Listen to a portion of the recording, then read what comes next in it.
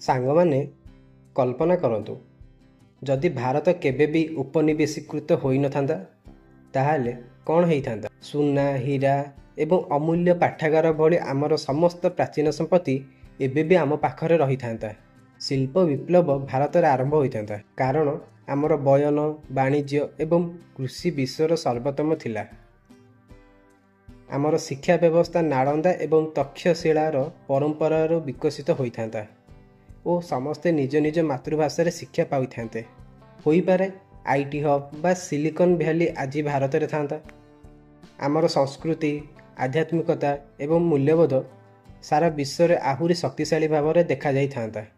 କିନ୍ତୁ ଉପନିବେଶୀକରଣ ବିନା ହୁଏତ ଭାରତ ଅନେକ ରାଜ୍ୟରେ ବିଭକ୍ତ ହୋଇଥାନ୍ତା ଏବଂ କେବେ ବି ଏକ ଶକ୍ତିଶାଳୀ ରାଷ୍ଟ୍ର ଭାବରେ ଏକ ହୋଇନଥାନ୍ତା।